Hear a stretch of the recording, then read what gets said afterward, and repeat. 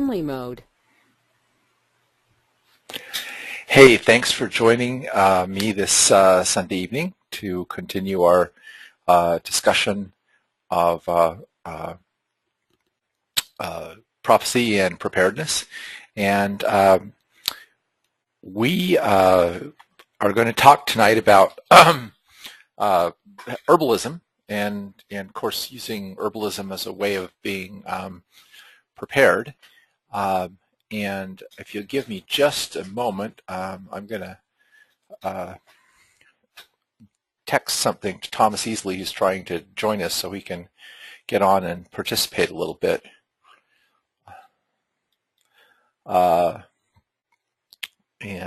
Because he has some valuable insights, I think, to offer us, because he went down to Haiti after the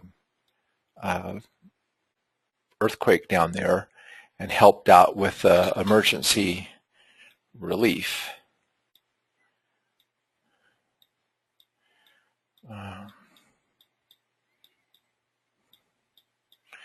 Anyway, I just need to send him something. He was trying to log on long distance. Anyway, so I want to talk to you a little bit about why this topic is important to me. Any of you who listened to the original webinar I did on my personal experiences, I mean, I got into herbs because of the vision I had of the collapse of the electrical grid and how it affected the availability of modern medicine, and that was actually what got me started studying herbs as a teenager in an almost obsessive manner. So for me, herbalism was never about, at least in the beginning, just healing as an alternative method of healing. It was really a survival study. I was interested in it from the standpoint of what we would do if modern medicine failed. It was later that I actually decided that there were a lot of things in herbal medicine and natural medicine that worked better than some of the things in modern medicine. Although, as we talked tonight, there are some things in modern medicine that are really, wonderful and a little difficult to replace. So my whole career as an herbalist has been with this thinking in the background of my mind. So tonight I'm going to share with you some tips and kind of let you into my brain, and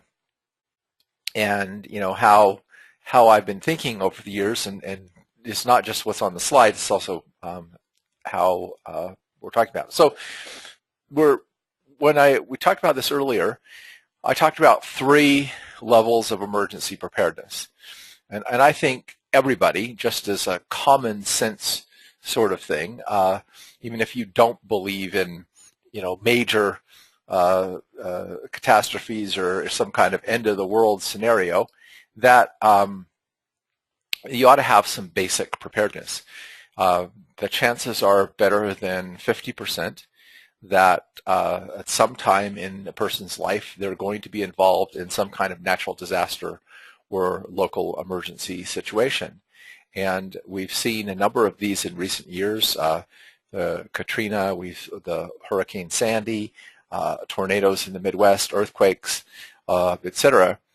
And in these scenarios, what you're trying to do is cope with the loss of your modern conveniences for a period of possibly a couple of weeks, a few days to a couple of weeks. You're likely at some point to have emergency assistance coming in from the outside.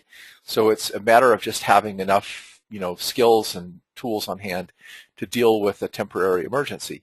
And that is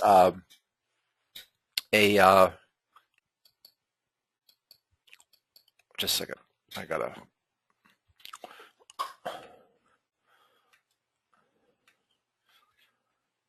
get Thomas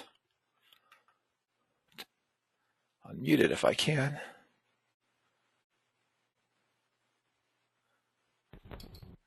Oh, there we go. Almost had it. Okay, there, Thomas. You there?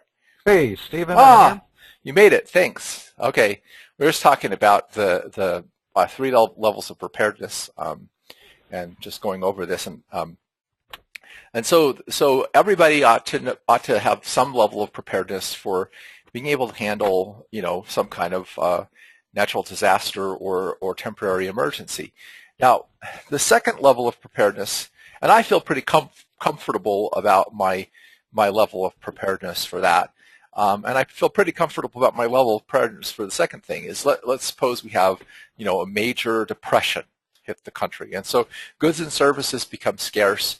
We can't rely on some of the modern conveniences. There's kind of widespread, disasters. So help isn't coming immediately, but there isn't like any major breakdown of the social structure.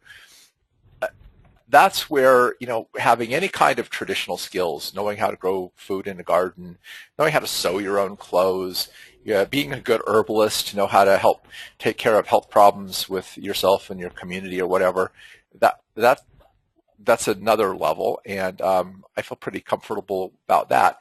The last level is, the real survivalist thing, the end of the world scenario, that basically we have a total breakdown of our social structure, and we need, primitive survival skills just to cope with what's going on.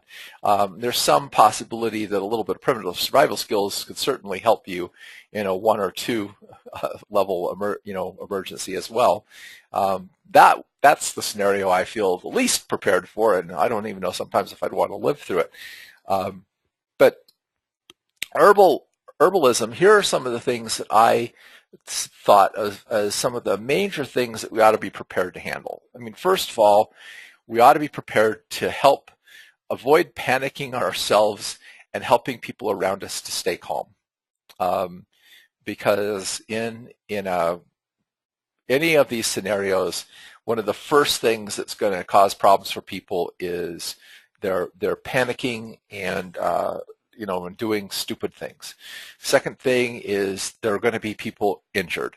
So Thomas, you were in Haiti after the earthquake. I mean, this was something that was a major problem, right? In that. Yeah, I mean, you're talking the capital city of Haiti being Port-au-Prince with about 2 million people, and over the course of 3 days, 250,000 people died. So avoiding panic and staying calm was something that was the hardest thing to do that I've ever tried. Right, and then there were a lot of injured people, right? Thomas? Yeah, absolutely. There were lots of injured people. We got there 7 days after the earthquake, and we still had people coming to us, 10, 12 days after the earthquake with bones jutting through their legs and, 6-inch gaping wounds in their stomach. So major injuries occur in major disasters. Right, and another thing is that people have lost shelter. And so there's going to be a lot of problems with hypothermia and hyperthermia depending on the weather and the location. We're going to talk more about that in another session, but I just want to be aware that treating hypothermia and hyperthermia is another major concern in those kinds of situations. And then obviously where there's a lot of wounds and injuries and there's been a breakdown of sanitation facilities, helping people maintain basic sanitation and also avoiding the spread of infection and also avoiding wounds and injuries from becoming infected also is a major issue that we need to do. We'll talk more about sanitation in a future webinar, but tonight we're going to look at the infection problem mostly.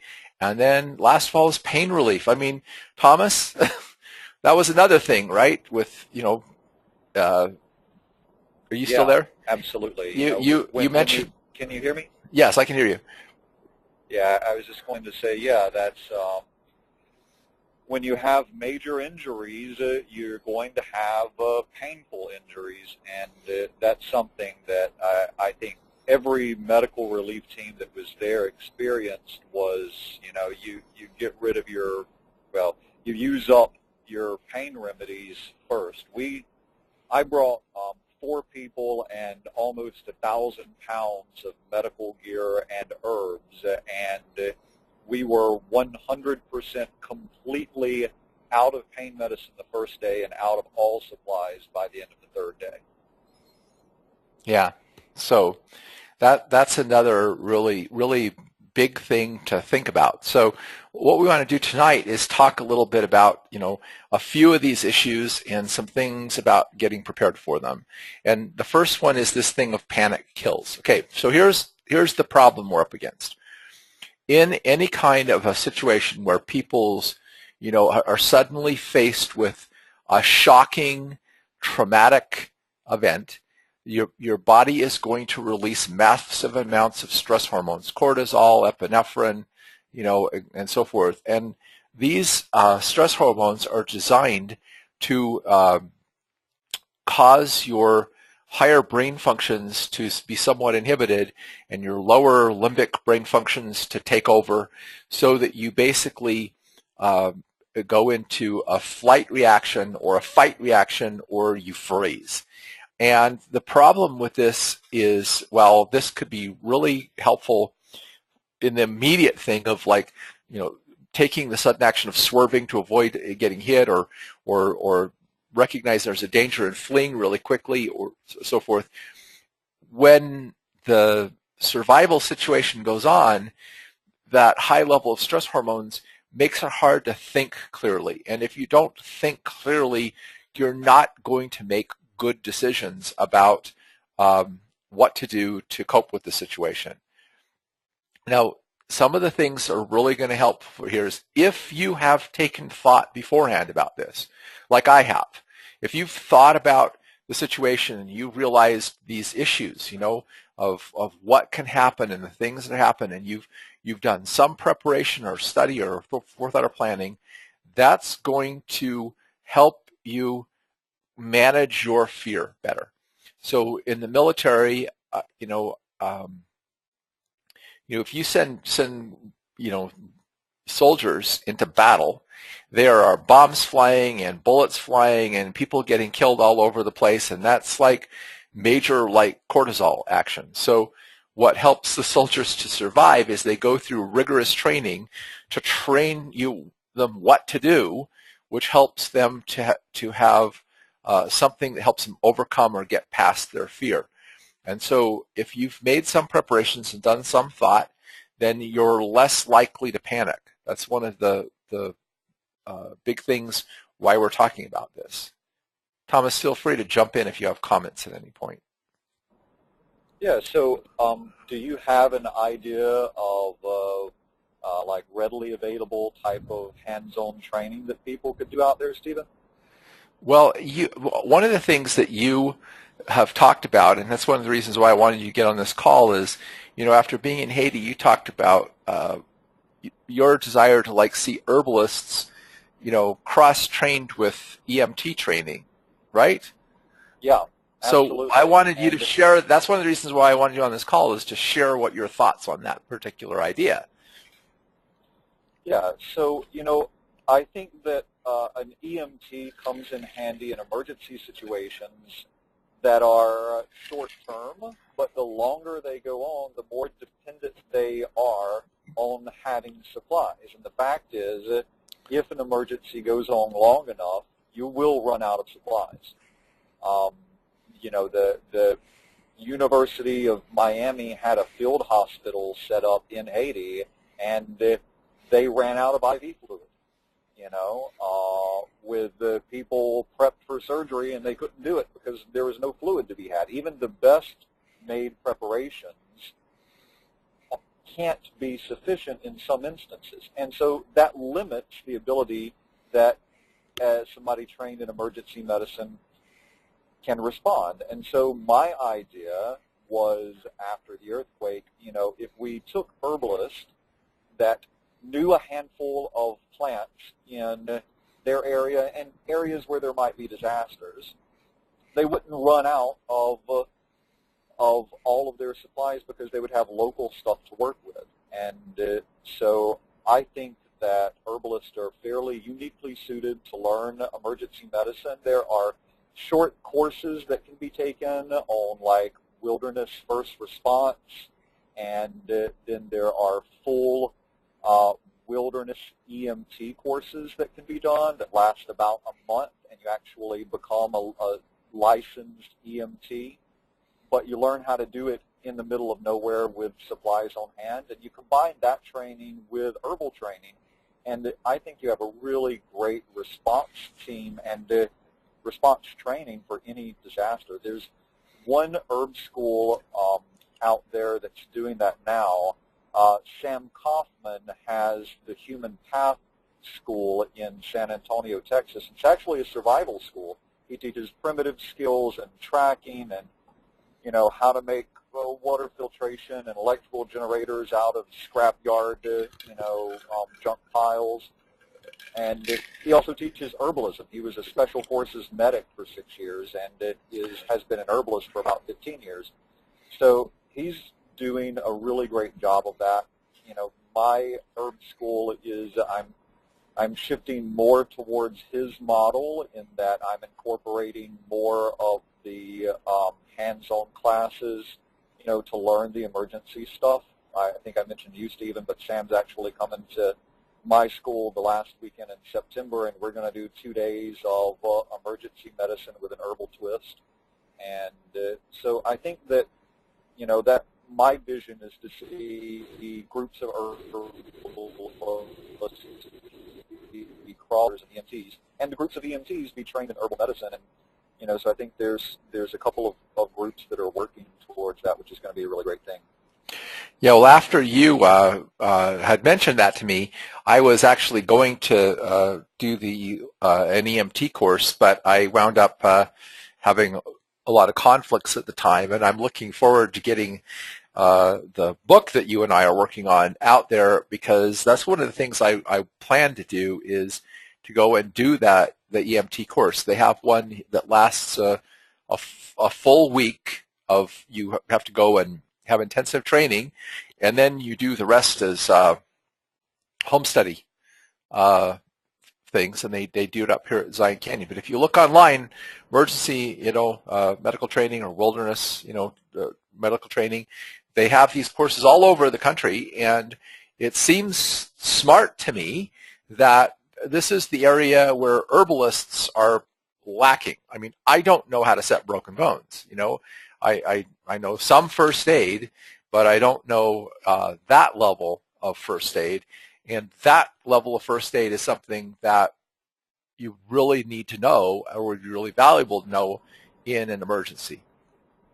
Well, and, to be honest, even when I went to Haiti, I didn't know first aid. I mean, I guess I'd taken a CPR class in high school, but for several years, the earthquake happened. I had friends there. I took 2 WEMTs and 1 EMT and 1 wilderness first responder with me. And within about a week, I think I would have classified myself maybe not as an expert, but a lot more knowledgeable in emergency medicine than I was going over there. So it is something that you can learn hands-on, but after having done that, I would suggest that preparation beforehand is the key. Right. And would you tell that one story about just how your knowledge of herbal medicine actually helped out when you ran out of supplies, about the castor bean plant? Yeah. So we were towards the end of our second week there, so 3 weeks after the earthquake, and we'd gotten to the point where everybody with, the gaping wounds had either been treated or had not made it, and we moved on to management. But like I said, the problem is we were out of most supplies, and a group of doctors had come in, one from Australia, one from California, and we'd set up clinic with them and basically just ran a triage. Okay, this is serious, and we need to find, some medicine for this person, and this is minor, and, so I was giving some herbs that were local, and we were doing some massage for headaches and just trying to keep people calm. And this guy came to us, and he was having renal colic. He'd had a kidney stone that had actually blocked the flow of urine, and it was building up pressure and causing incredible pain. And so he's actually like carried in by two friends, and he's laying on the ground writhing in pain, unable to even be really coherent.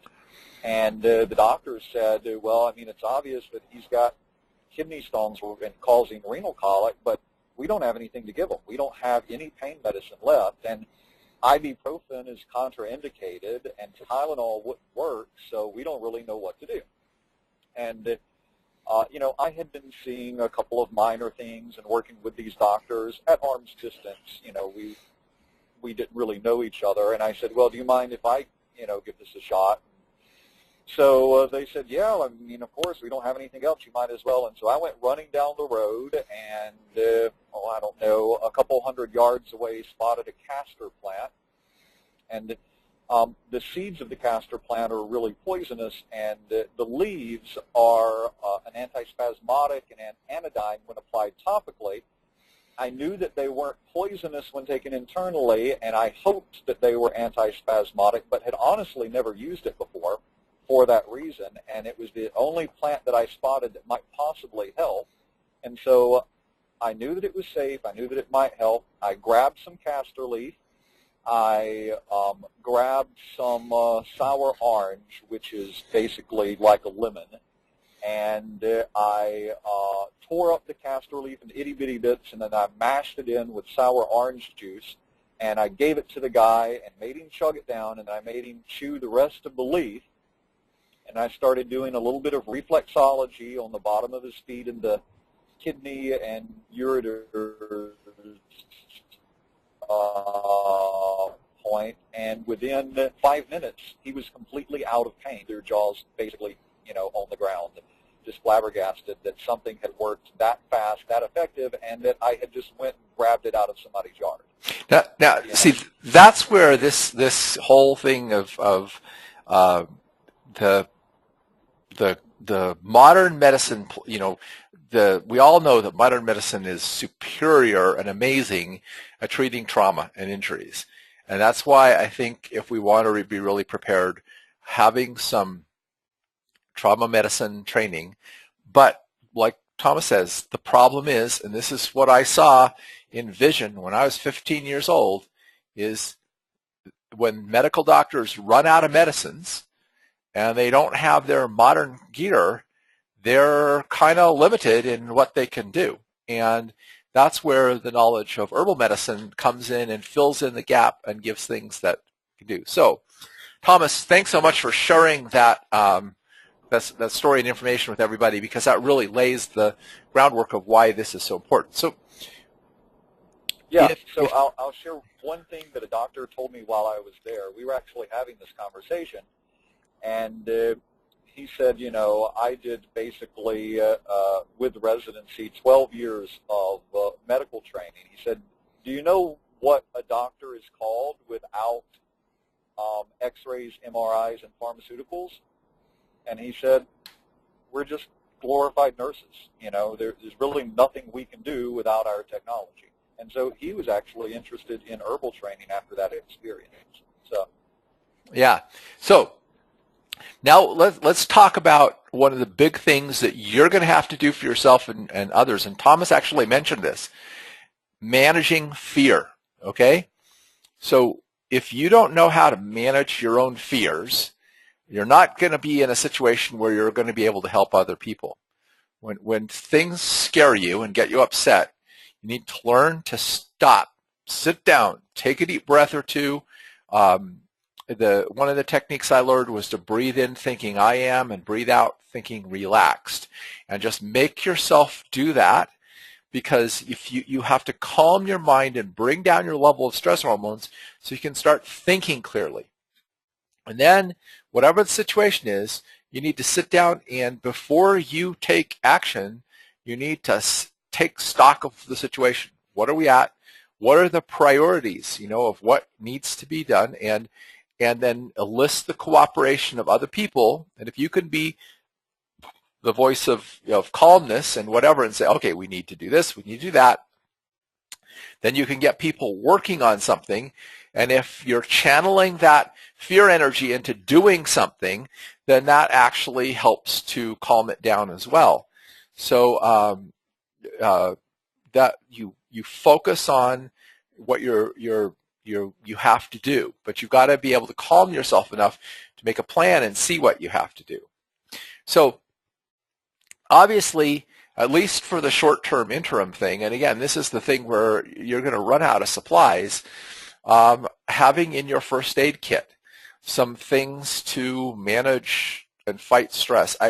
I really have found Rescue Remedy or the NSP Distress Remedy or the FES 5-flower remedy, which all do the same thing basically, to be really useful when there's a crisis, and just to pass it around and give it to everybody as an immediate thing. I don't know exactly what it is about that formula, but I've seen it just immediately kind of help people get more clear-headed and think more clearly within minutes. So if you had that in your first aid kit, that's one of the first things I do is pass that around and make everybody take it. Having a good, strong antispasmodic nervine, something that really has a powerful, relaxing effect, may also be helpful, especially if you've got people who are having panic attacks. I've treated panic attacks with Lobelia. I've treated panic attacks with kava. I think valerian is something that could be helpful. Any good nervine that you have, I think that's really an important thing to have in your first aid kit. And I'd also consider sticking in your first aid kit some kind of adaptogenic formula, or at least some eleuthero root to take in a crisis in your emergency preparedness kit to help calm down your level of stress hormones in a difficult situation. Okay, the real critical, and like I said, we're not going to go into detail on this, is thermoregulation. One of the things that will, besides panicking, that will kill you really fast is basically getting too chilled or too hot. It's called exposure. And we don't think about this much in our modern society because we don't have as many problems with exposure, because we have heated and air-conditioned homes and heated and air-conditioned cars, and we have things in our environment regulating the thermal environment to make it comfortable for us all the time. But that collapses. You don't have heating. You don't have air conditioning. And in emergencies where the power shuts down or things happen, people die of this. People die of the cold. They die of the heat. And you've got to be able to do this. Again, we're not going to talk about this in detail tonight. We'll talk about this later. But you're in thermoregulation. You produce heat by food, by burning food, and also you produce more heat when you're physically active. And then you lose heat, okay? And you lose heat through radiation, convection, and conduction. So it's balancing heat gain and heat loss. The body maintains the internal temperature of 98, I think 0.6 degrees is the average, but we feel comfortable in around 70 degrees, because we're generating heat, and the little bit of a cooler temperature outside basically allows us to vent off some of that heat without getting too cold. Obviously, when it's cold, if you add insulation or other things to basically prevent heat loss of the body, your body's own heat keeps you warm. But Thomas, in Haiti, was this a problem that you noticed? Was people like having issues with exposure? Not really. I mean, was the temperature moderate enough? Yeah, it's 90 degrees year round, and so that it wasn't really getting too cold wasn't an issue, and for Haitians, getting too hot wasn't an issue. My team, the first few days had a little bit of issue getting used to the incredible heat, but after a few days, our bodies adapted. We didn't have an issue with it. Yeah. Okay. So you ought to, know the signs of hypothermia, which is shivering, decreased awareness, confusion or inability to think or solve problems, apathy, the skin pale or cool to touch, numbness or loss of dexterity. And, if you see these things happening, you need to get, something to start getting that person to warm up quickly. And hyperthermia is where the body temperature rises.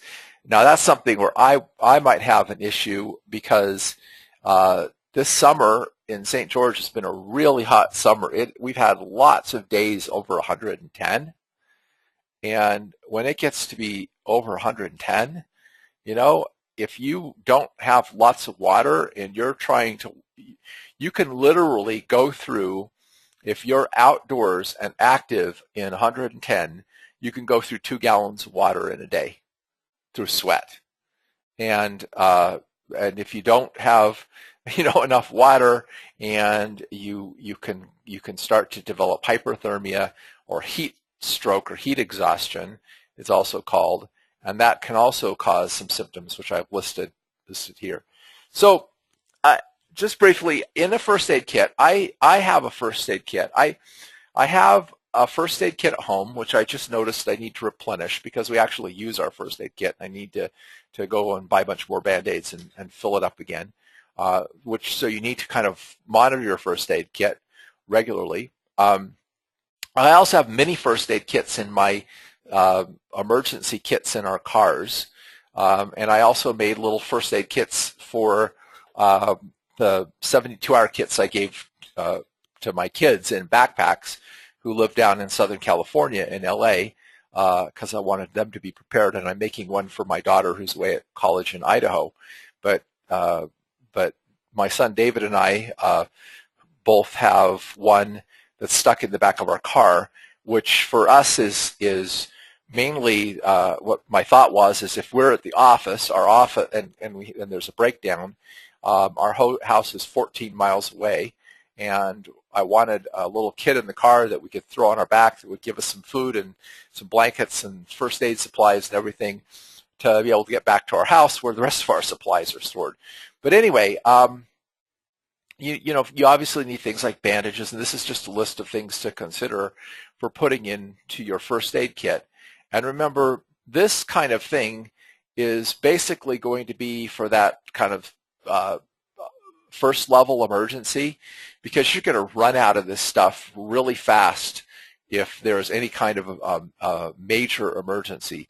But if you have at least some of these things on hand, then you will be able to at least, treat some immediate injuries and so forth with your family.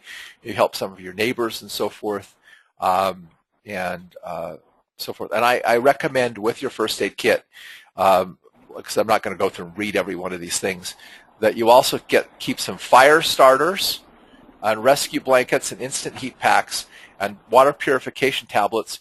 Those are actually things for thermoregulation. In other words, something to wrap around somebody who's gotten cold, or a heat pack to warm things up, or some water purification tablets to disinfect some water and help people who need to drink water because of the heat or whatever. And I also highly recommend that you store some disinfectants. Hydrogen peroxide. Cody Lundeen recommends chlorine bleach, because if you have dead bodies and things lying around, you've got to have something really strong to avoid the spread of infection and actually sanitize things, because you may not have like hot and cold running water or stuff like that, and you may have to do some emergency sanitation. And they have these little wind up emergency radios and flashlights, and I have one of those in my first aid kit. They also got a mini one that actually is a tiny generator that has a thing that you can use to recharge your cell phone, as well as a flashlight and a radio in it. that I got, which is in my kits in our cars, which would be handy. Now, let's talk about some of the herbal remedies. Thomas, did you have any comments on that before we go? I did. Yeah, I've got just a couple of things, and actually I'm going to lose phone service in a minute, so I'm going to just make a couple comments and then have to sign off. So one thing about an emergency kit that you also want to do is make sure that everything in the kit is labeled and how many you have, so it's easier to restock. But you also want to have just a quick description of what it's for, because like it or not, it might be a stranger using your emergency kit on you. So be sure that you put a brief description of, what stuff in the kit is for that's not self-explanatory. And then something to think about with emergency kits that a lot of people forget, and that is if you have any medications that you're taking, be sure that there's a little bit in the emergency kit. And if you have any addictions that are going to be uncomfortable if you give them up suddenly, like if you smoke or use tobacco, you probably want a little bit of that in the kit so that in emergencies you don't have to deal with nicotine withdrawal while everything is collapsing around you. If you drink a pot of coffee a day, keep some instant coffee in your kit so you don't have to deal with caffeine withdrawals while you're trying to get through an emergency. And the last tip that I would say, especially in ongoing emergencies, is at the end of a day, something that peps you up and makes you happy is really important. And so I recommend that everybody keep a chocolate bar in their emergency kit, because sometimes, and I found this in Haiti with my team, whenever their spirits would get really low, because we had we slept an average of about 2 hours a night, sometimes 3 hours a night, and we were working the rest of the time, and that's very exhausting. And we saw a lot of people dying and a lot of nasty injuries, and at the end of a long day, you would just be amazed at how much your mood can improve with just a piece of chocolate. So things like that are not essential to survival but make it easier to deal with emergency situations, I think should definitely be included in emergency kits. Thanks, Thomas. That's some great tips, and appreciate you getting on and sharing some of that with us, even though I know you have to go. So thanks a lot. Okay. Thanks a lot, Stephen. I'll talk to you next time. Okay. All right. Thanks. Bye. Okay. So these are some of the things that I stock in my herbal first aid kits. Actually, 2 herbs I really, really wouldn't want to be without in an emergency if I can help it are Capsicum, Lobelia, and I'll explain why. Also, activated charcoal is another one, and Homeopathic Arnica. Those are things that I basically stick in all my first aid kits. I believe that they're in my kids' survival kits. They're definitely in our car survival kits in the car, and I have instructions on. Like Thomas said, when I gave my kids their kits, I gave them an instruction sheet with everything in the kit, what it was for, how to use it, what to do in an emergency, that sort of thing. Also, I don't have specific remedies for these. You should have or understand the use of astringents, some remedies for infection, some remedies for pain. Those are going to be biggies. And I also recommend that you have some iodoral or potassium iodide. That's in case of a radiation emergency. I mean, we saw, this thing that just happened in Japan. There are nuclear reactors all around the United States. Some of them are built on fault lines. It's not it's not a impossible scenario that you could have a similar disaster over here that put a lot of radiation into the environment, and having I put that in my my kids' kits too. So let's talk about capsicum. I like capsicum because it's a stimulant. It's a styptic, meaning it stops bleeding, and it's also analgesic, all of which are very, very useful things to have. in an emergency. So I've applied Capsicum topically along with Lobelia to massage into areas for pain relief. Capsicum, especially the powdered capsicum, can be dumped straight into a bleeding wound and will often cauterize it and stop the bleeding within just a minute or two. I've had lots of people tell me stories about doing that. It's also a really, really good remedy for shock. Now, you could also use the rescue remedy for shock, but this is a good remedy when the person goes pale and they go into shock, and that's one of the things that people need to recognize with first aid. And that's also one of the reasons why you have to have a rescue blanket, is because people can go into shock, all the blood drains out of them. You need to get them to lie down. Well, actually, I've got to talk about how to treat that later. But cayenne can really help pull someone out of shock. I've also given it to someone who's having a heart attack, or you can give it to someone having a stroke. It's actually pretty good remedy for colds and flu. And the powdered capsicum can also just teeny little bit can be sprinkled into gloves or into socks to help prevent frostbite in situations of extreme cold. Now, the other herb here is Lobelia. And Lobelia is an antispasmodic, so it helps to relax muscle spasms and ease pain. It's an emetic, so it can be used to induce vomiting in cases of food poisoning. And that could be a big issue in emergencies because, again, of the problem with sanitation. And it's also antivenomous, meaning it can be applied topically to insect bites and stings. It's also a really good herb for asthma attacks. When I married a lady from Russia and when she came over here, she didn't know you had to have a prescription to get asthma medication because you didn't need that in Russia. You just walk into the drugstore and get it. And so she didn't let me know that she was getting low on her asthma medication, and she ran out and said, let's go to the drugstore. And I said, it doesn't work that way. And I had to go take her into the clinic to get a doctor to prescribe it for her. But what I did is I grabbed my Lobelia and I started giving her small frequent doses of Lobelia. She was having a very serious asthma attack. By the time we actually got to see the doctor, the asthma attack was over. I've also used Lobelia for anxiety attacks, one in which a person was so anxious that they actually were experiencing tetany. They were like their muscles were kind of locking up. And I've used a lot for pain and spasms. I've also used it to induce vomiting and food poisoning. Ipecac is another plant that does that. And I've even used it in tachycardia or rapid heartbeat and high blood pressure to help temporarily bring down the blood pressure. So those two herbs are always in my first aid kit. They're Thompsonian medicines. They were actually pioneer medicines. In Utah, where I live, a lot of the early Utah physicians practiced Thompsonian botanical medicine. That's actually how I became acquainted with it. One of them was Pretty Meeks, who lived in Leeds, where I'm at now, in Harrisburg, the ruins of his house I drive by every day.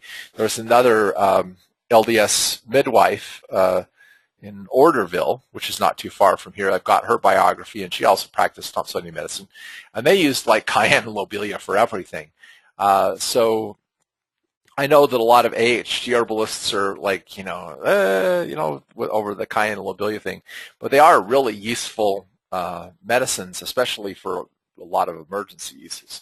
And another thing that I've come to love as an emergency medicine is charcoal. Now, this is actually charcoal that's been, purified and ground up, and it absorbs toxins. And the reason why I like this is, while we may be treating a lot of constipation in civilization, in an emergency, you're more likely to be having people having problems with diarrhea, again, because of problems with sanitation, and also possibly food poisoning. And here again, charcoal is one of the best remedies I've ever found for diarrhea and food poisoning, also for chemical poisoning, which is a possibility, and it's also been used internally for jaundice, and topically as a poultice for spider bites and other venomous bites changed frequently. Now, if you ran out of charcoal, that's a cool thing. It is the stuff that you get when the fires, embers of a fire burn down. So if you're using non-toxic, woods in a fire, which you ought to be cooking on anyway, as you get down to where it burns down to these coals, you can actually kind of rinse those through purified water and actually use that as charcoal for the poultices or internally for the problems I've just mentioned. I also love Homeopathic Arnica in my first aid kit. I actually like to have both a topical Arnica cream and and the little tablets for internal use. This can be really useful for taking down the swelling and inflammation and the pain associated with bruises and sprains and broken bones and any injury where the skin isn't broken. So it's not for compound fractures or deep puncture wounds, but where someone's has a sprain or they've broken a bone and it isn't a compound fracture or something, you can use this to keep down the swelling and pain.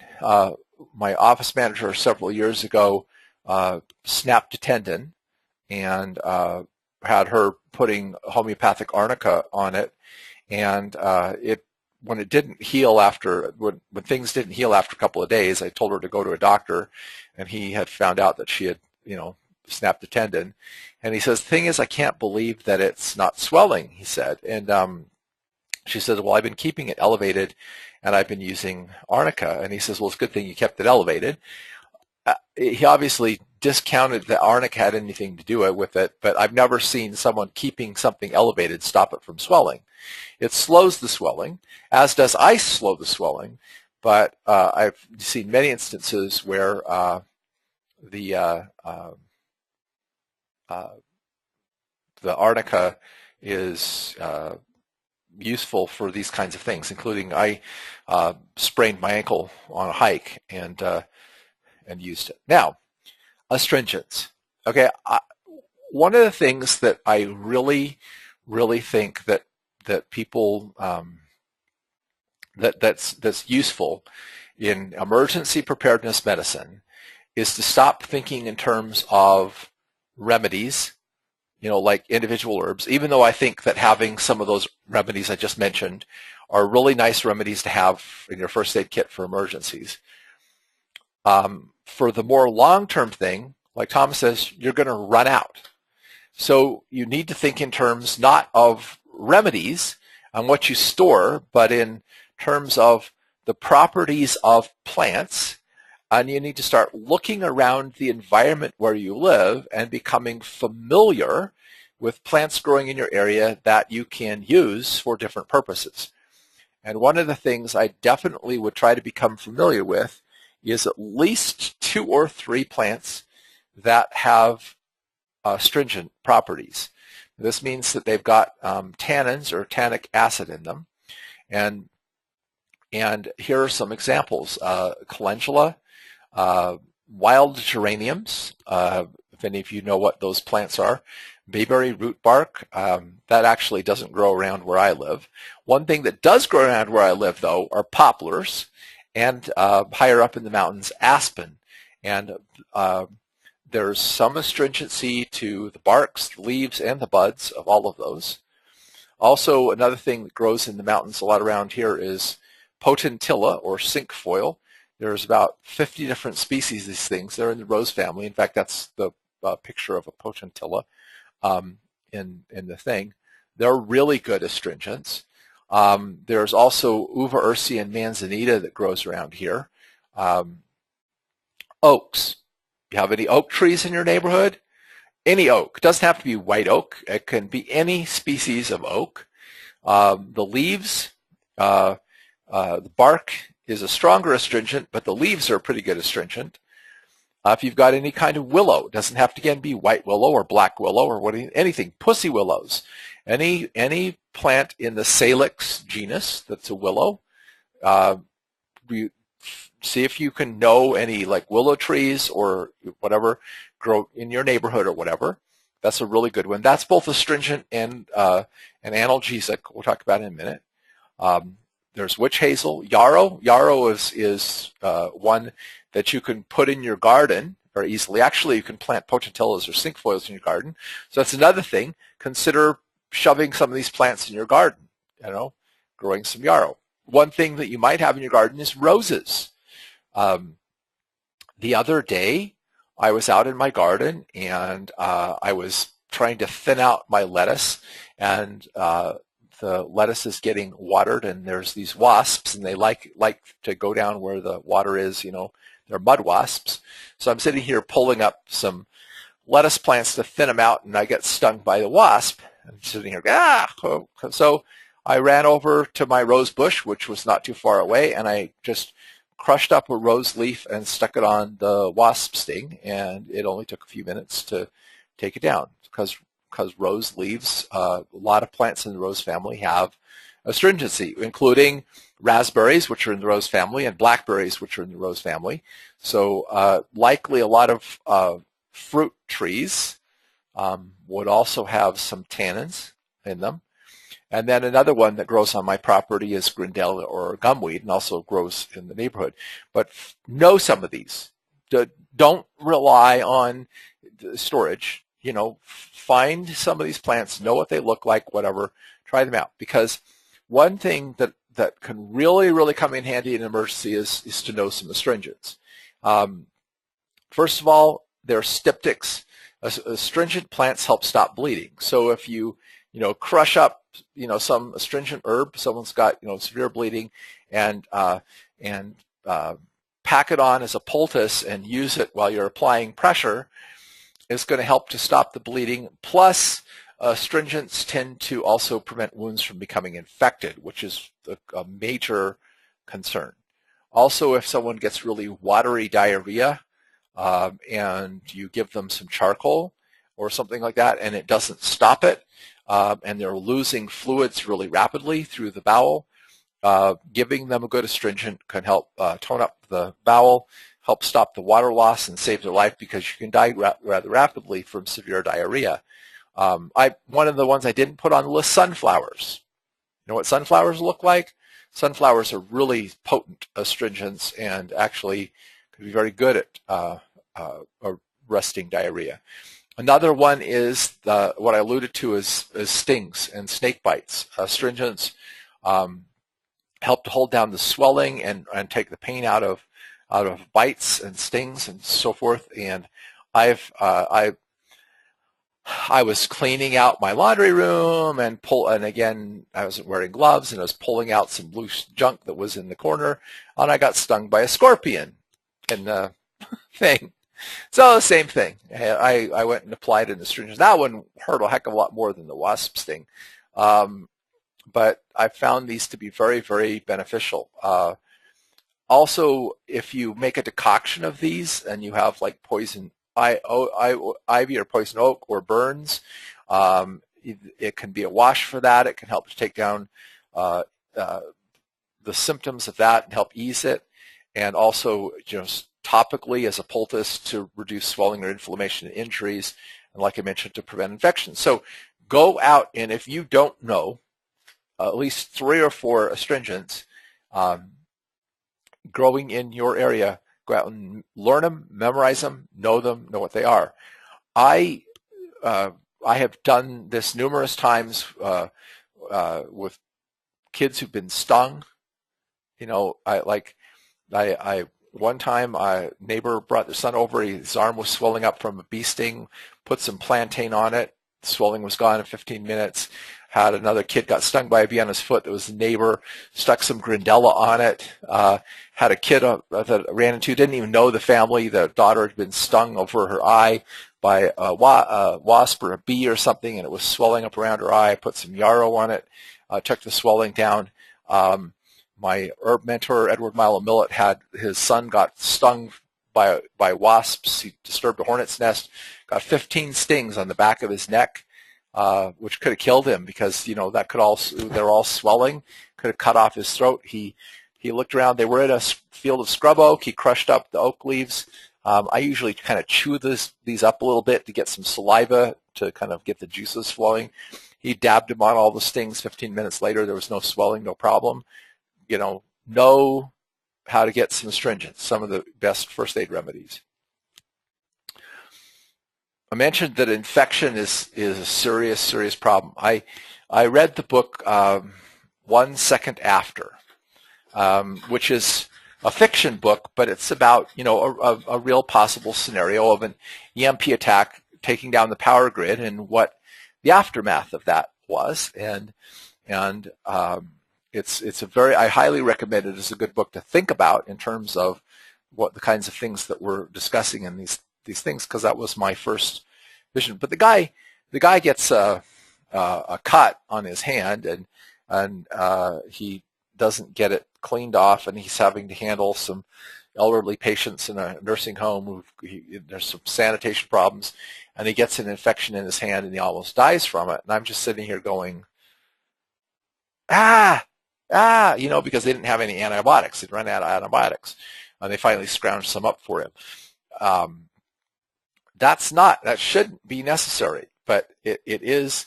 And the other thing is the gastrointestinal infections, the spread of infection due to like the poor sanitation and so forth, or if a lot of people have died or animals have died, and there's, you know, and there's flies and stuff all around, you know, again, sanitation becomes an issue and infection becomes a big issue.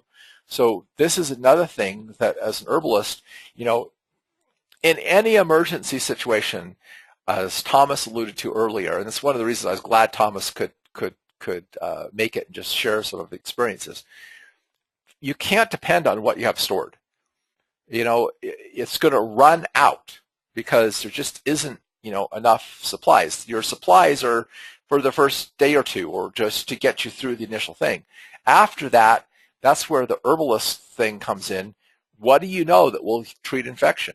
What, again, in your neighborhood, growing somewhere near where you live, can be used to treat infection? Because also, you know, I've seen this, you know, in some survival shows I've looked at or whatever.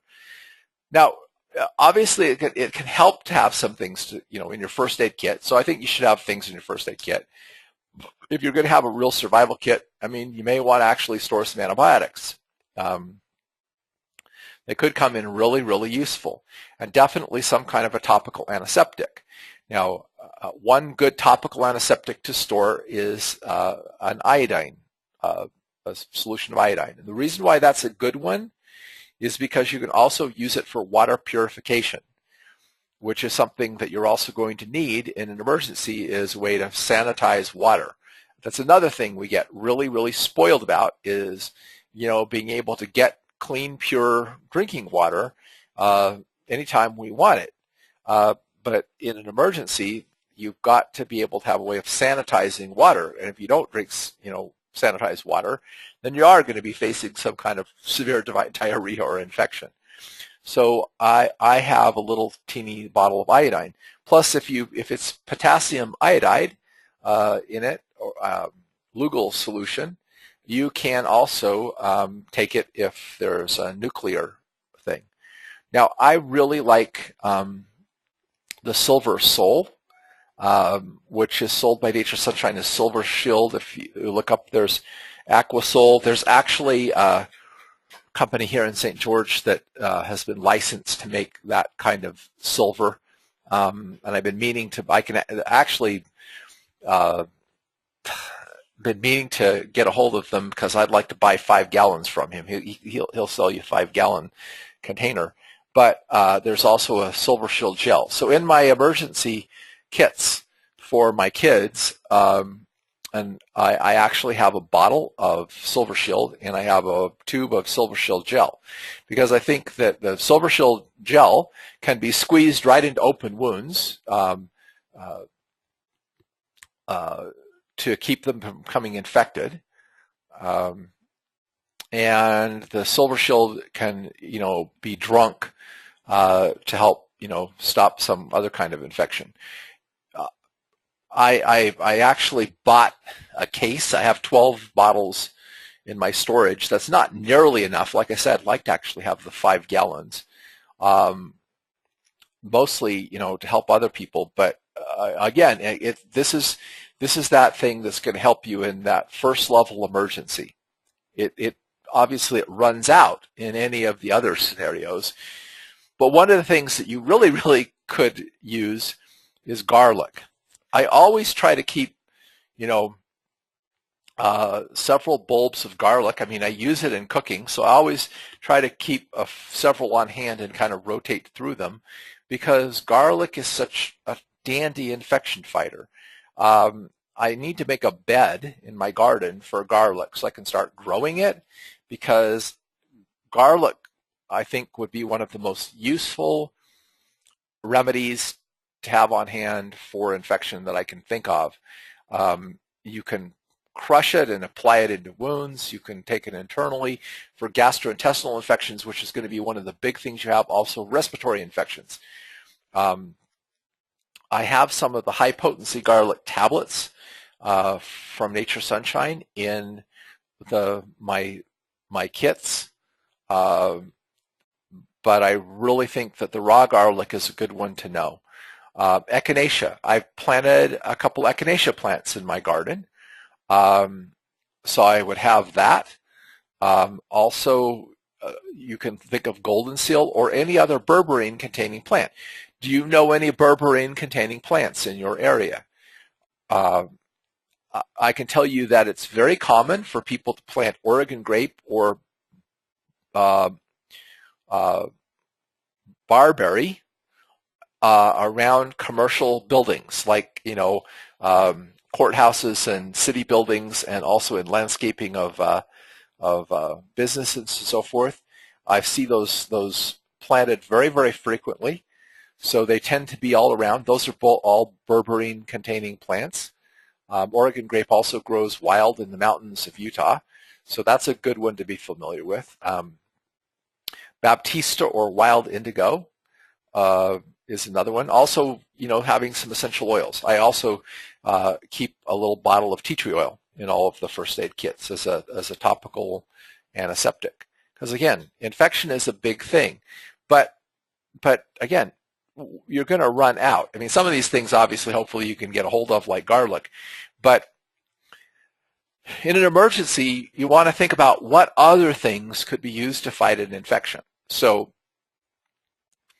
yarrow, at least as a topical application for wounds, one of the advantages of yarrow is it is a somewhat antimicrobial. It also is a pretty good remedy for fevers and colds and flu. I don't know if it's so good for gastrointestinal infections, but it does have some anti-infective properties. Like I said, I have it growing in my garden. It does grow in the mountains. It doesn't grow very well in my garden unless it's watered, but there are some other plants around where I live. But again, think about with your landscaping, your garden. People are planting, flowers in their garden and things like that. Plant some medicinal herbs in your garden. Out here in the West, one thing that's all around is sagebrush. Sagebrush is an artemisia. There's a whole bunch of species of artemisias, like wormwood and so forth, sweet annie, that grow around. All of the artemisias are very strongly antimicrobial. Definitely something that you could crush up and put on a wound to keep it from becoming infected. You could, in an emergency, use a little bit internally also to help fight infection. One thing, again, I live in the Southwest, so one of the things that grows nearby where I live is chaparral, and that's going to be one of my major anti-infectives in an emergency, is to go pick chaparral. And another one is thuyas. Now, which are like the western red cedar the western red cedar and the I can't remember what the one in the east is, but also arborvitas, the Chinese arborvita tree. That's another one that's commonly used in ornamental plantings around in cities and towns, and people often have these. I grew up with two arborvitaes. The Latin name I learned for it was Thuja occidentalis, but they've changed it to another genus now as they've been reclassifying things. But those leaves, which this, by the way, are Thuja leaves, are very, very antimicrobial. And I know that there's a whole, the cemetery, which is about a half a mile from where I live, there is a whole bunch of Thujas planted around the perimeter of the cemetery. Great source of emergency medicine for infections. Another one is onions. Onions are not as strong of an antimicrobial as is garlic, but they certainly have some antimicrobial action, and I wouldn't hesitate to use them in an emergency for that. Oregano. Now I have oregano and rosemary and sage all growing in my garden, and all three of those herbs have, anti-infective properties, and I wouldn't hesitate to use any one of them in an emergency to help fight infections. And also have pine trees growing in our area, and the pine gum is a pretty good anti-infective agent, and even the needles and the bark could also be used. So look around you, become familiar. You should know at least 2 or 3 or preferably 4 plants that are growing somewhere in your town or nearby or whatever. If you live in a huge major metropolitan area, look in terms of the ornamentals people grow in their yard and their gardens, everything. Become familiar with some plants that you could go harvest to help control infection in an emergency. This is a really, really critical thing to think about in terms of preparedness. And then the other one, and notice I'm not in this saying, oh, store this herb. I'm saying get to know. You have a few herbs to do these things in your first aid kits and your emergency preparedness kits, but don't rely on that because, as Thomas said, you're going to run out, and so you've got to know how to go out in the environment and harvest some things that are going to work. And this is another one, and this is one that actually has been one of my biggest dilemmas and puzzlement, whatever, is reliable analgesics, things to relieve pain. I mean, people can be seriously injured, broken bones, whatever. They could be in a lot of pain. There's no ambulance to rush them to the hospital. There's, think about it. What if one of, there's an earthquake or some other, tornado or blah, blah, blah, and one of your, family members is, seriously injured and they're in a lot of pain and help may be days away, many hours, if not even a couple of days away. What would you do to ease their pain? How would you go about helping to ease their pain and suffering? Okay, and in longer emergencies, what are you going to do? If someone needs stitches or whatever. I mean, the headaches, cramps, and other minor pain are a concern, but the bigger concern is what do you do for these more serious situations? Now, obviously, one of the things you should know is herbs with salicylates. So salicylates are the forerunners of modern aspirin in nonsteroidal anti-inflammatory drugs. And again, you can have something analgesic in your kit, but do you know the plants with salicylates that you can find anywhere around where you live? So again, do you know any willow trees? Are there any willow trees in your neighborhood of any kind? Because the inner bark, the leaves, and the buds all contain salicylates and could all be used as analgesics. Now, these analgesics are not going to really kill serious pain taken internally. However, applied topically over injuries, they would actually be more effective at taking down the pain, as well as taking some internally. Also poplars. There's a lot of poplars growing in the area where I live, and also aspens. I think, I neglected to put on this. Birches also contain salicylates. So do you know any birch trees? Do you know any aspen or poplar trees? Do you know any willow trees? Be familiar with, where you can get things. Black cohosh has salicylates in it, and is a good one for, bug bites and stings. It doesn't grow where I live, so I can't depend on an emergency. It's an herb for a first aid kit, but it's not something I can depend on long term. Clove buds.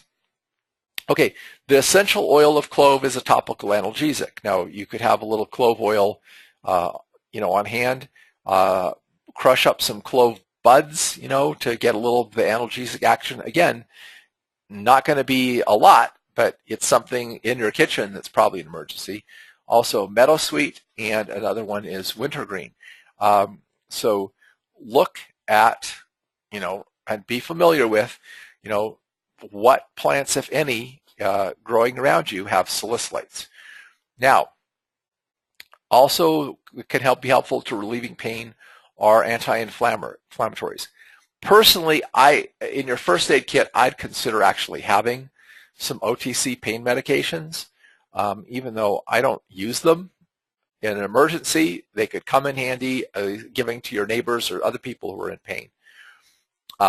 And these are some of the analgesics. But again, I have a yucca plant growing in my backyard.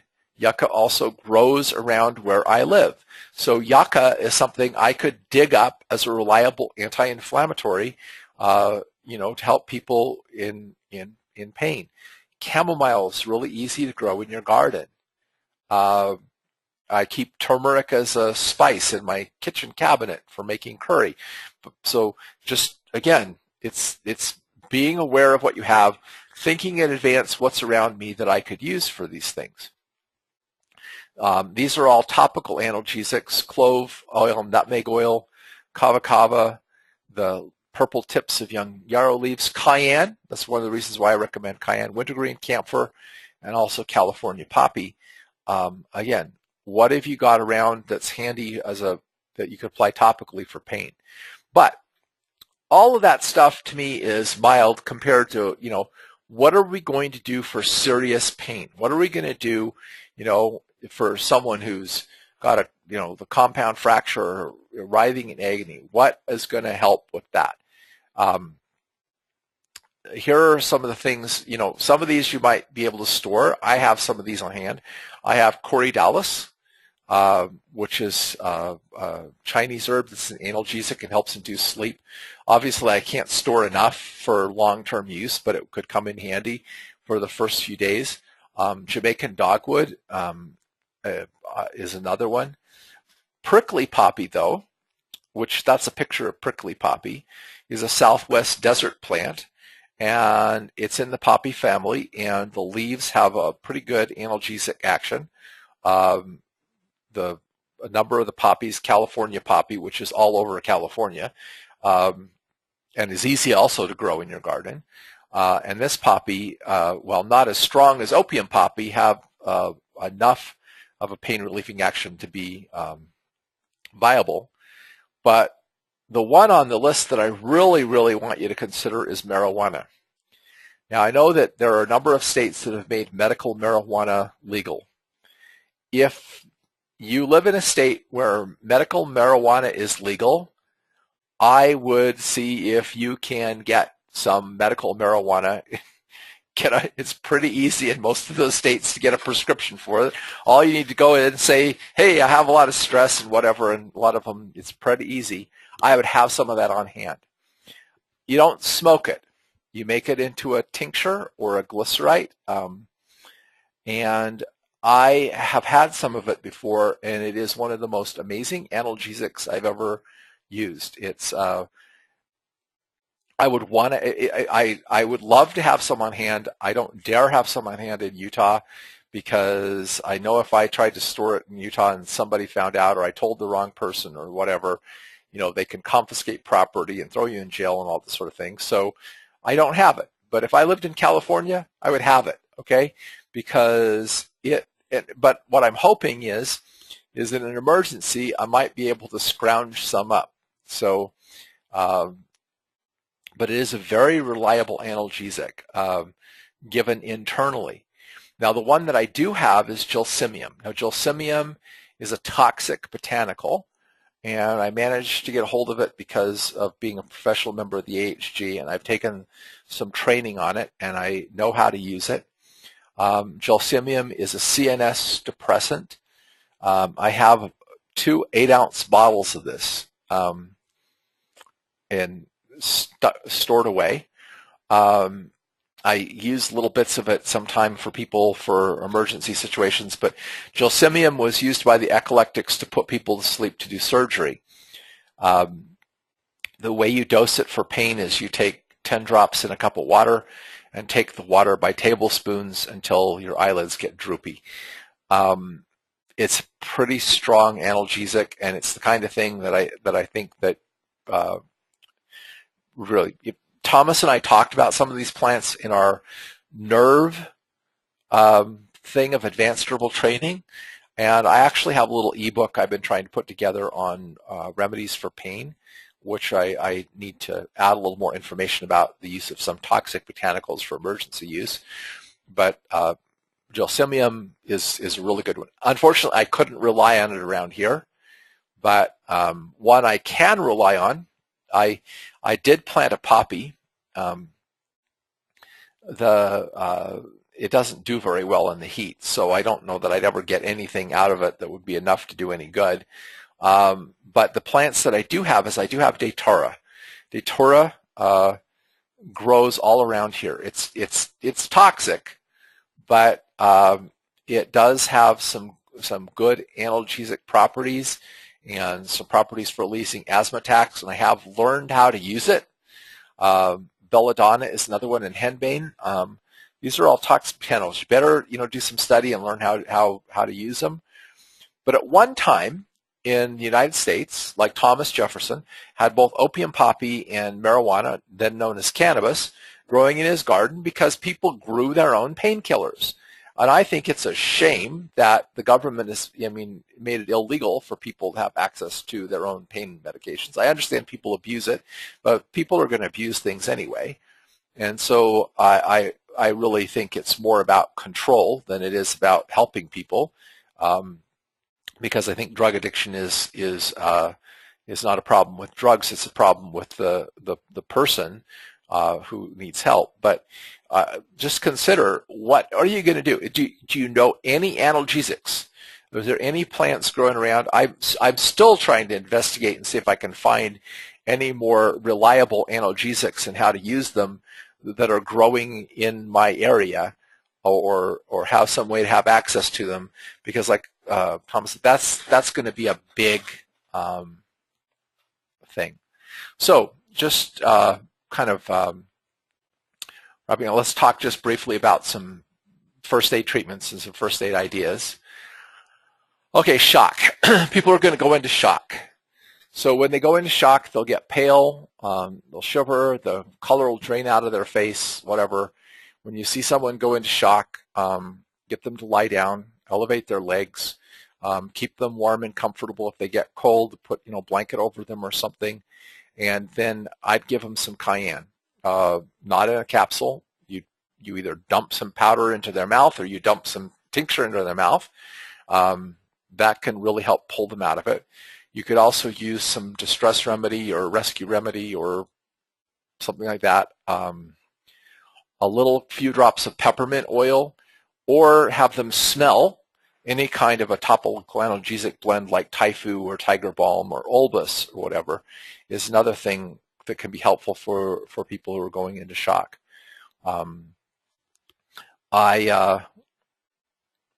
Bleeding. Obviously, people get injured and you have bleeding wounds. Obviously, any of you who've taken a first aid course, any kind of serious bleeding, the first thing you do is apply pressure. While you're applying pressure, one of the things you can do is, if you've got handy, you don't stop applying pressure to go run and get this, but if you've got someone else who can go grab it and bring it to you, or you are able to reach for it or whatever, you can dump capsicum into the wound. I've put yarrow leaves, and I've heard some amazing stories about yarrow being used to staunch severe arterial bleeding. There's also this tenchi ginseng and Aragon fleabane.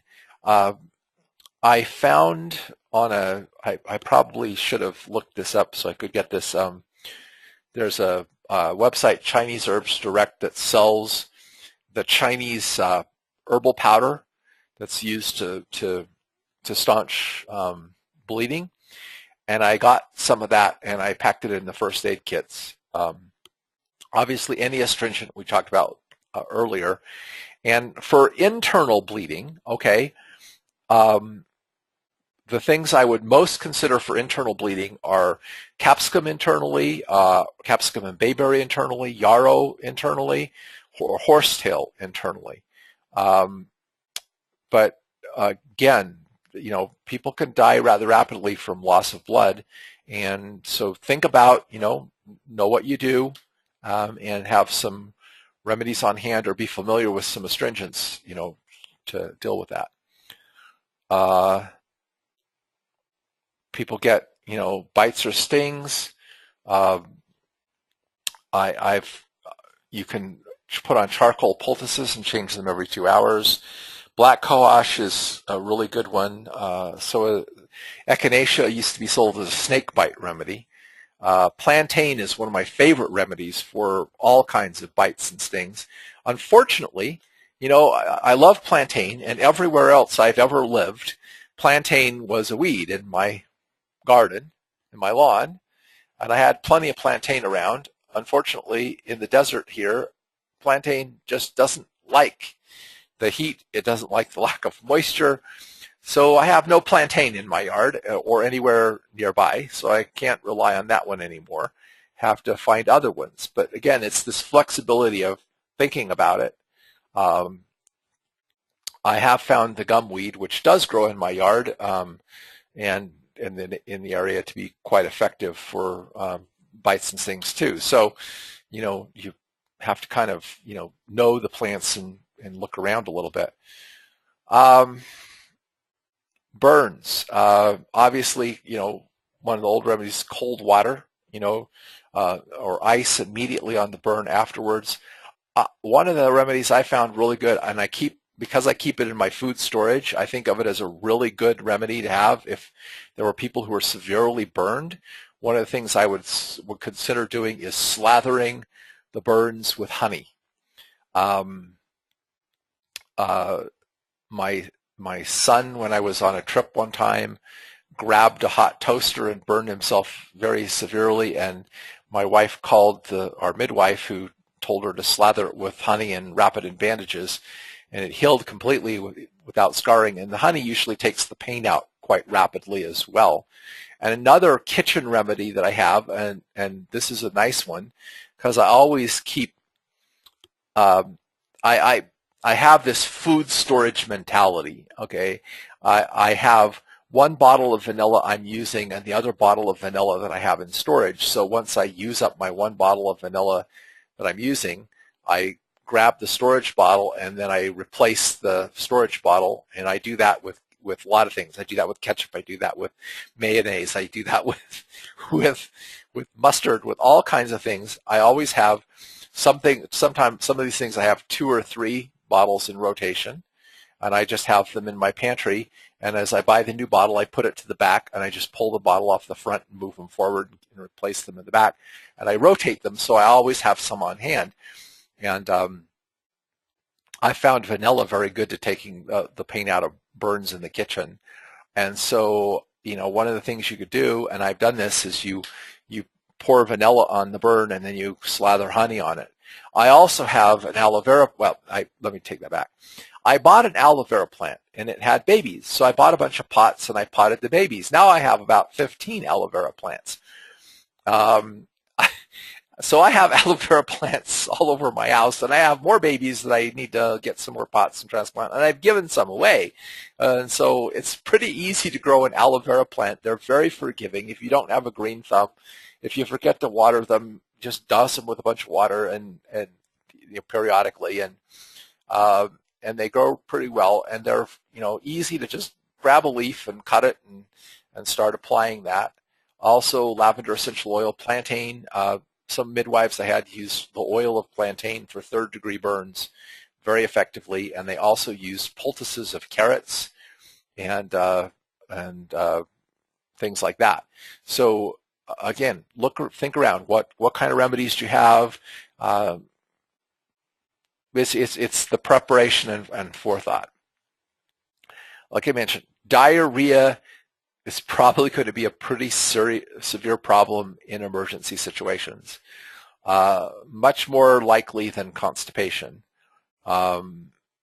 especially if people are stressed, not eating, or blah blah blah. I mean, you might have some constipation.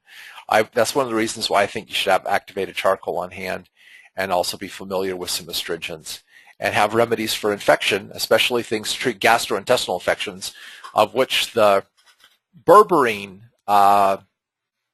containing plants are also very good for gastrointestinal infections. Now, before I go to the question and answers, I wanted to mention, what was the other? Oh, I had something else I wanted to say, and now I slipped my mind. Okay, it'll come back to me. The bottom line here is I believe that herbalists can be very, very helpful in emergency situations, but only if you have taken the time to get to know some of the actual plants, and shoved some in your garden and looked around your neighborhood and seen what's there, because whatever you store, you're going to run out of.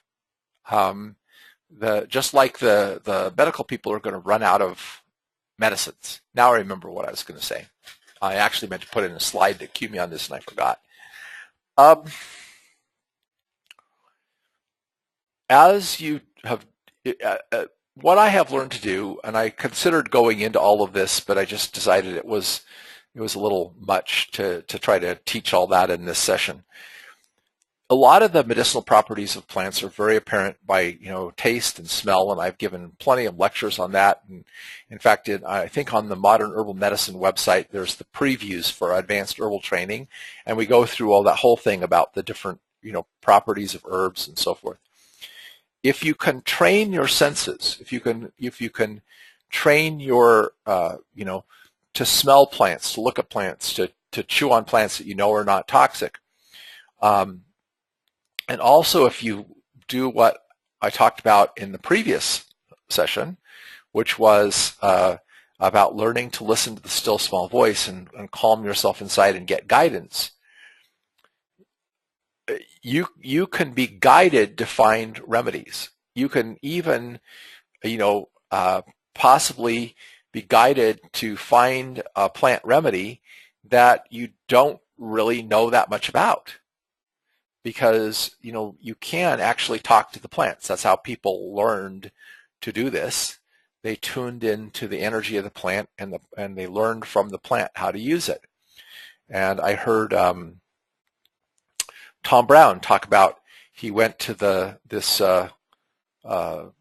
it was in some rainforest or jungle or some environment, and somebody was taking around showing them plants, and he asked about this plant, and the guy said it's poisonous. He says, no, it's medicinal. It can be used like this. And the guy says, that's ridiculous. You don't know what you're talking about. He didn't even know the name of the plant. And the guy then came back the next day, and he'd looked it up and found out that Tom Brown was right, because Tom Brown could tune into the energy of the plant, because his teacher, his Native American teacher, said, what if you find yourself in an environment where you don't know the plants? Would you be able to figure out what you need? Would you be able to talk to and communicate and get the guidance you need? So that's really important here. But I believe you could be guided even to plant remedies.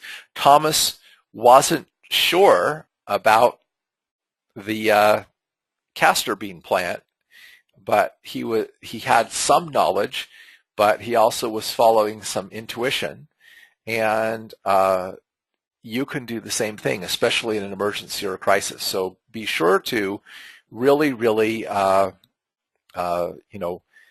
think about this, because as I said in the beginning, if you've given this some forethought and you've looked around, number one, you'll be less likely to panic, more likely to be able to stay calm, and that alone will be a big factor in your ability not only to survive, but also to help other people. And quite honestly, I'm not as concerned about the personal survival issue as I am about being able to help other people, to be able to be in a position to be of help rather than be just struggling to survive myself. Okay, so now, so I did talk about black cohosh being used for bug bites. It doesn't make a difference, the heat units of the cayenne. If it's not as potent, you're just going to have to give more of it.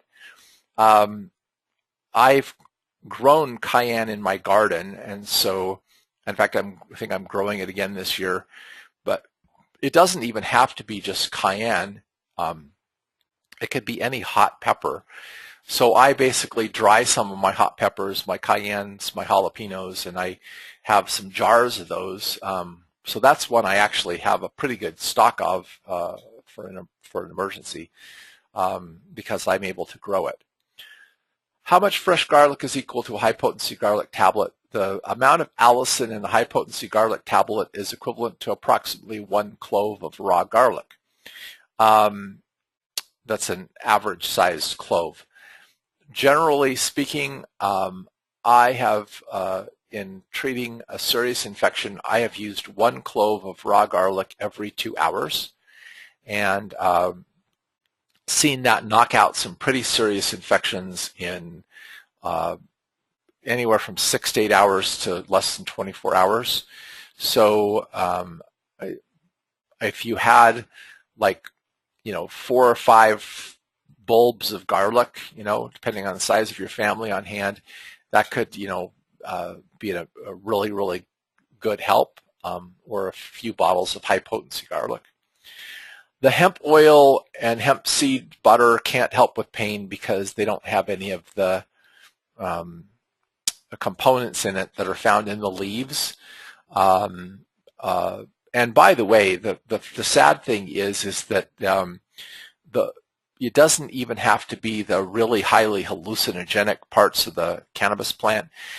Just the leaves of the cannabis plant are a pretty good analgesic, and when you're in pain, it doesn't get you high, it just eases the pain.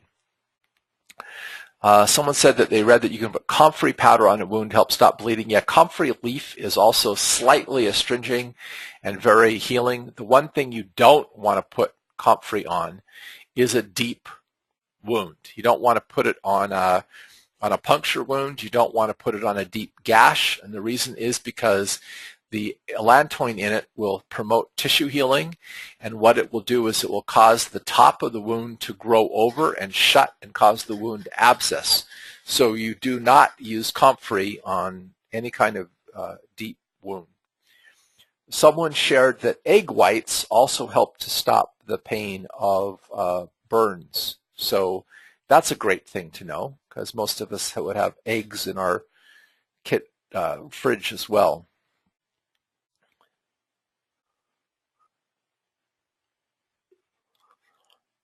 Someone's asking about how to get a hold of Thomas for his Eclectic School of Herbal Medicine.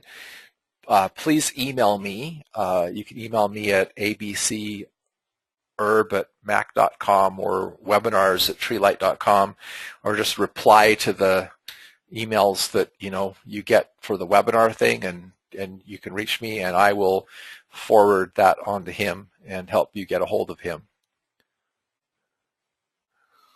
Someone says, I've been identifying plants around my area but would like to know how to make a plant notebook. Well, when I was young and I was studying this, because obviously I spent a lot of time as a teenager, I was weird, but because I'd had this vision of that I wasn't going to be able to depend on modern society, I spent a lot of time trying to learn about plants.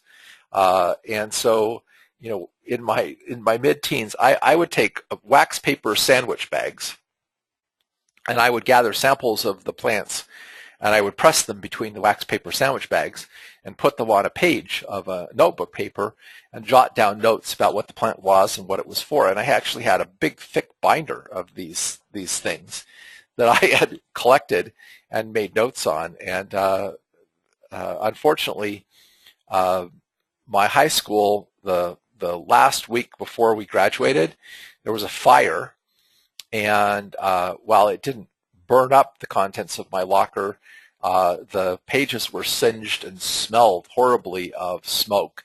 And so I wound up not being able to keep it because it was so smoke damaged. But I had done that when I was young. Okay, the handouts are on the StephenHorne.com website. That's just my name, StephenHorne.com website. So I did put up the handouts for this. I was late getting them up. I had some little difficulties, and so I apologize for that. The silver products shelf life. I haven't researched that. I'm assuming that they're going to be viable for at least 4 or 5 years. They tend to be pretty stable. As I understand it from Gordon Pedersen, who helped to develop that product, some of the military and government people have actually stockpiled a lot of that stuff. So I'm assuming if they're stockpiling it for emergencies, that it's pretty shelf stable and would probably last even more than 5 years. So, but again, I do try to rotate things. So what I do is use up some of the bottles of what I've stored and then replace them to kind of keep rotating through the storage. And I do use the silver. I actually put a tablespoon in my 5-gallon water containers that I go, fill at the grocery store or health food store with purified water to have in my house.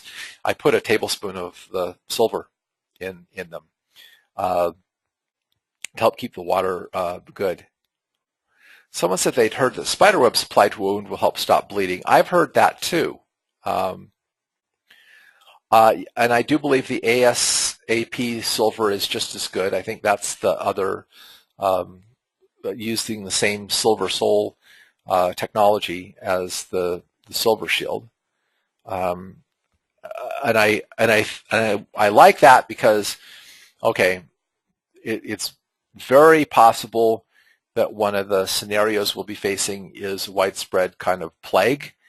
And so to me, one of the reasons why I want to have that much silver sol around, silver shield, is because I know that they gave like I don't remember what's 4 or 8 ounces of that a day to kids who were like dying of malaria, and in 8 days they were free of the malaria parasite. But you got to have a lot of it. I mean, that's why I'd like to have like 5 gallons of it, is because I'd want to, if there was something like that going around and I'm going to be going out trying to help people and I don't want to get sick, I'd probably want to be drinking a half a cup to a cup of that every day, as well as taking other antimicrobials and wearing a little mask or whatever, working with people and using disinfectants and everything.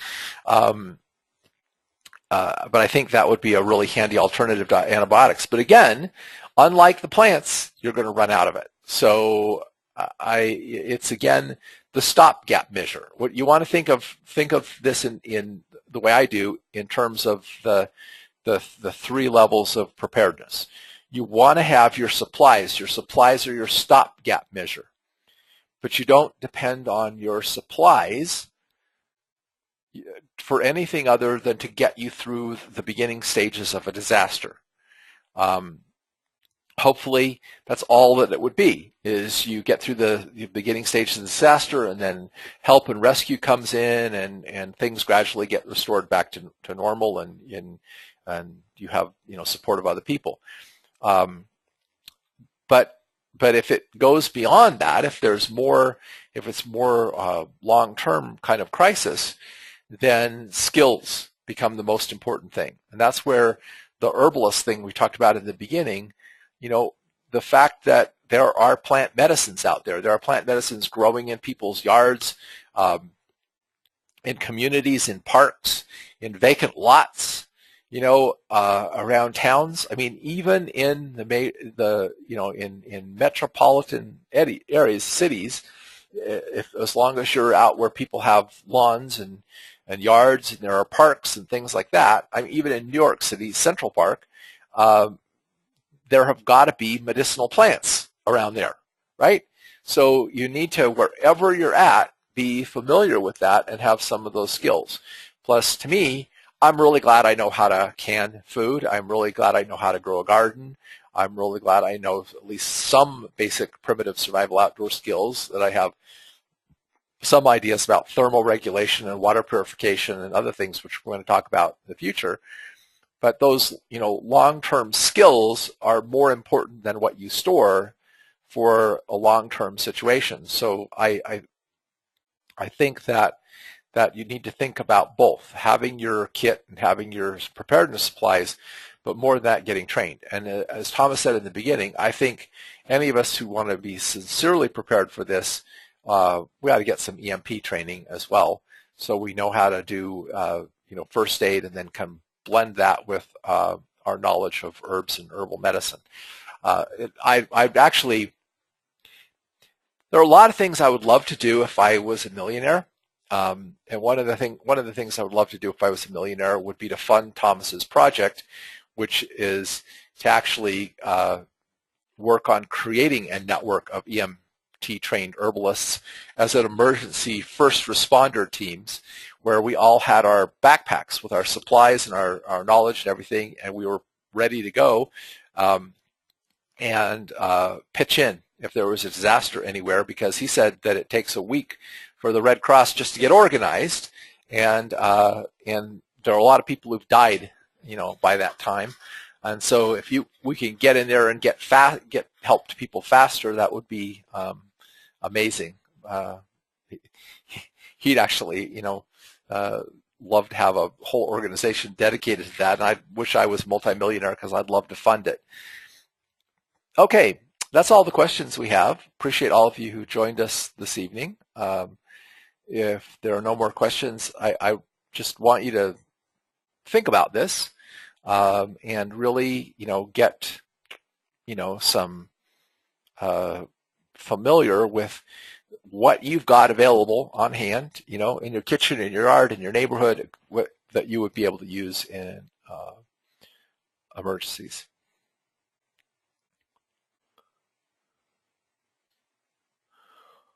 So it says, you talked on the fluid system in the past webinar. Is there an emergency topical that can be rubbed on when the lymphs are stagnant? Actually, just if the lymphatics are stagnant, just rubbing itself, massaging or whatever, helps to move the lymph.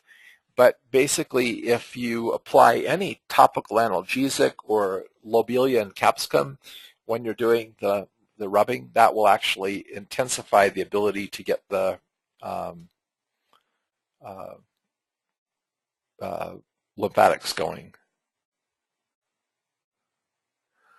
And okay, so someone asked about if they miss, non-members miss free webinars. All the free webinars that we do, anytime I do a free webinar, it gets posted to one of my websites. So just this particular series, because I've created 3 major websites, each of which actually we got 3 major websites, each of which has a purpose. So people who don't want to get exposed to stuff they don't want to hear don't have to, if they don't want to go to that website or subscribe to that mailing list. So treelight.com is to support people who are in Nature Sunshine, that I've been doing for years with educational materials. School of Modern Herbal Medicine is a generic approach, to basically give people herbal training that's not tied into any product line or company or so forth. And my personal website, which is where I host this particular webinar series, is to give me a voice where I can talk about things I want to talk about that go beyond, dealing with herbal medicine or even emotional healing or healing in general. That's why I've put some spiritual things on here and hopefully get things going. I have more articles I want to post on this, but all the preparedness webinars are uploaded on this website. And then any generic webinars are up on the modernherbalmedicine.com website, and any Nature Sunshine specific webinars that are free are up on the treelight.com site. And a lot of the free webinars on health are posted on both the Treelight and the Modern Herbal Medicine site. Also, I sent out an email to people who are subscribed to the StephenHorne.com site. We are doing a webinar on Monday nights now, Gary and I, that is not being recorded, will not be recorded, because all it is a chance for people to come on and mention a problem that they're having, and for us, all of us who are on the webinar, to pray for them. We decided we just need to start getting community of people praying for people and so forth. And so I need to put the link for that up on my personal website. I haven't done it yet, but I did email everybody and tell you about it. We did that last Monday, and it worked really well. We're doing it again tomorrow night. So again, thanks everybody, and have a good evening, and God bless, and be prepared.